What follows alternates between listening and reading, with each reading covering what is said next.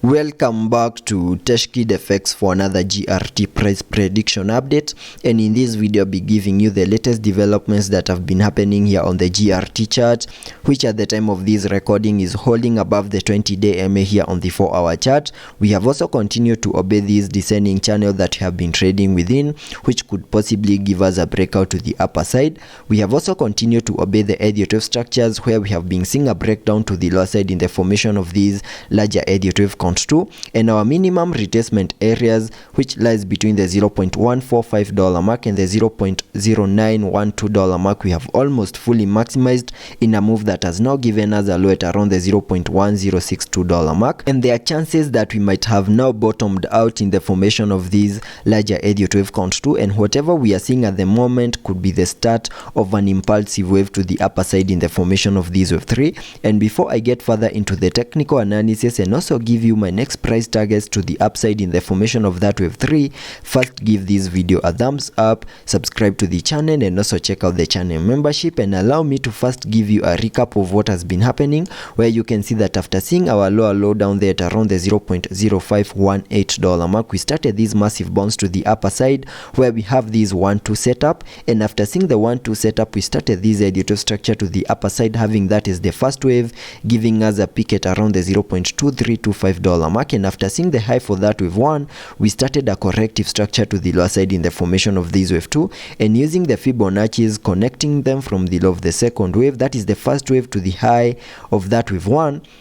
I was able to come up with a minimum retracement area in the formation of that wave 2 between the fib level 0.5 and the fib level 0.78, which is a target area that lies between the $0.1438 mark and the $0.0929 mark, which is a target area that we have almost fully maximized, and there are chances that we have now bottomed out in the formation of that wave 2, and soon I'm expecting that explosive move to the upper side in the formation of that wave 3, and sketching out a target area to the upper side in the formation of this wave 3 by connecting the trend-based Fibonacci from the low of the first wave to the high of that wave 1, then dragging the fibs to the low of the second wave. I'm able to come up with a minimum target area to the upper side in the formation of this wave 3 at the fib level 1.618, and that is at around the $0.3933 mark, and that is the minimum that I'm expecting that wave 3 to the upper side to do. So as long as we are holding above the 20-day MA here on the 4-hour chart, have the support that we need for us to continue gearing up, see a breakout out of this channel that we are trading within,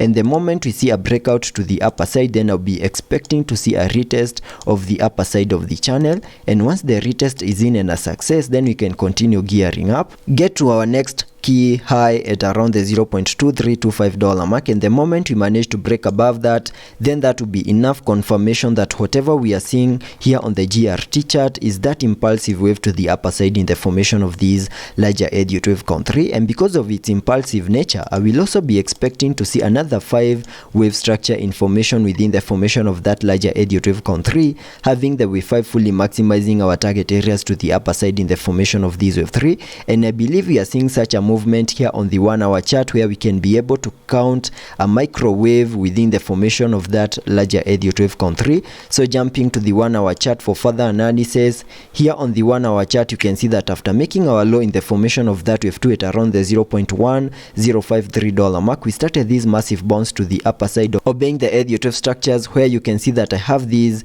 as the first wave to the upper side, then we saw a corrective structure in the formation of that wave 2, and I believe that whatever we are seeing at the moment is that impulsive wave to the upside in the formation of that wave 3 before we can start a corrective structure to the lower side in the formation of that wave 4, and then continue gearing up in the formation of that wave 5 to possibly fully maximize our target areas to the upper side in the formation of that wave 3 that I have shown you on the 4-hour chart. And since we are in the formation of this wave 3, we can be able to sketch out a target area to the upper side in the formation of this wave 3 by connecting the trend-based Fibonacci from the low of the first wave to the high of that wave 1, then dragging the fibs to the low of the second wave, and that gives me a minimum target area to the upper side in the formation of that wave 3 at the fib level 1.618, and that is at around the $0.1349 mark, which is a target area at the time of this recording we have fully maximized, and there are chances that we might see a bit of a breakdown to the lower side in the formation of this wave 4. And if that is the case, I can be able to sketch out also a target area to the lower side in the formation of this wave 4 by connecting the Fibonacci's from the low of the second wave to the high of that wave 3, and that gives me a minimum retracement area between the fib level 0.382 and the fib level 0.5, which lies between the $0.1252 mark and the $0.122 mark, and I can mark that target area here on the charts like that. And it is within this blue target area that I'll be expecting to see the low for this fourth wave to the lower side. And in case we see such a breakdown into this blue target area, then I think there will be no reason for us to panic, because that will be just a corrective structure to give us the low for that second wave before we can continue with the run up to the upper side in the formation of this wave 5 to the upper side. So that is what I'm expecting here on the short term scenarios. And getting back to the 4-hour chart to take a look at the indicators, on the RSI we are trading at around the 66 mark, meaning we have massive room for us to fully support higher prices before we get into the overbought region.